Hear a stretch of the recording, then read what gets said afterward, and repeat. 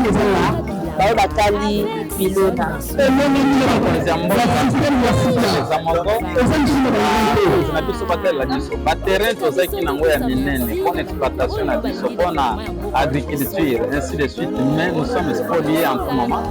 Oyo bazobotola biso yango ezala bakonzi ya mboka kaka batourne esenga motu tele bazwi mabele tele kombokende kosamba na baparke bango na bamoyen bakorrompre biso moyen eza te moyen tolonga procès eza te, donc spoliation partout en tout moment baretresir biso mwa babisika yango tondosala bilanga etikali moke, donc difficulté tozala yango makasi yango wana basubvention mpe na ndenge efe esalemela eza yango te makambo ebele oyo eza na bapartenaire des fois ezosuka na baniveau ya ngomba kuna oyo bato basalaka bilanga te bazobénéficie tanke bacoopérateur, mais biso moko bakolo makambo yango oyo tozwaka totimolaka mabele toyebi kongo na mbeli jamais ekomelaka biso te nde yango vraiment regret na biso makasi. ntango nayebisaka bino kosala bilanga eza kaka te ke ozala soki ndenge nini ozala soki ndenge nini botala papa liboso nanga alati veste na ye veste na alati la pièce mais aye kosala exposition na ye ya ndunda na pondu tomeka na kosala ni mokie mbote papa mbote mama bonisa sate okuta nzambe azosomesa omona ngai andunga fisto papa fisto ayebisa biso bino nini tokosimba par rapport ya journée oyo internationale ya coopérative namoni oyo koexpose bandunda na yo nini tokosimba mpa ya kotoya tuka esali esengo makasi ke bajourne yango elekaleka deja ebele kosala yango elelo eza nde asungi po tokutaka tomonana boye koexpose biloko tozosala na maboko na biso tokipesi biso esengo lometa kokanisa biso tozosala mosala toza na soutien te. Bien sûr, pas bien soutien l'État et Zara nango to tient lié ça peut être congolais mais soutien malongeza soutien zati pas même des francs aux amis on va faire biso moko mikende tozobunga to sa msala biloko ezomona te tozobimisa baton na baton surtout biso na selekuka nakita koloba te solidarité vraiment kasi bisa biso bota abo akashi to mama tosalaka engrais chimique te tosala bafiance donc il y a soso bien mieux que beaucoup la biloko na biso omona biloko ekola na santé normale donc nayebi ke komi la fiance tosala ngai une semaine 2 semaines après la teki biloko oyo nazoteka wana fiate eza lisusu te donc etikali biloko etikali sec yango moko. Merci beaucoup. Merci beaucoup mama.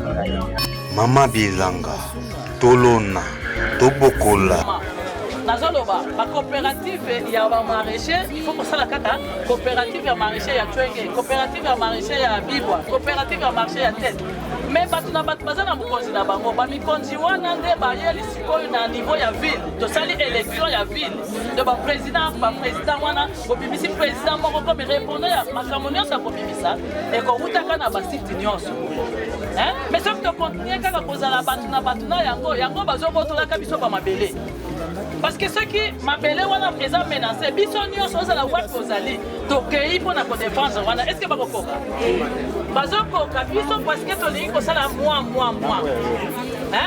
alors c'est comme ça je vous invite autour de la CONAPAC toyeba ndenge nini tokosala sikoyo la grande coopérative ya bamaraîcher ya ville province de Kinshasa avec les quartiers baondili oyo banani baza côté tete Twenge tout ça, mais il faut toloba liloba moko soki likambo ekangi moninga donc il sait que basite nyonso ifo bayeba yango c'est comme ça toza na bajournaliste likambo ye obengi konapaki mama biso awa likambo ye aye donc créer groupe de communication chaque jour makambo nyonso ezoleka bozozwa yango tozoyokana iwana nde ekosala ke ata likambo yo olali na yo mais likambo ekoyelaki na site na yo oyebi na yo te mais soki oza na groupe mutu moko abeleli bino nyonso mpe boyebi yango. Donc moi je veux que le paysan devienne fort. Ministère ya biso yango alakisi biso toza nanu te sikoyo ndenge bayebisi biso toya tosangana mama tolongi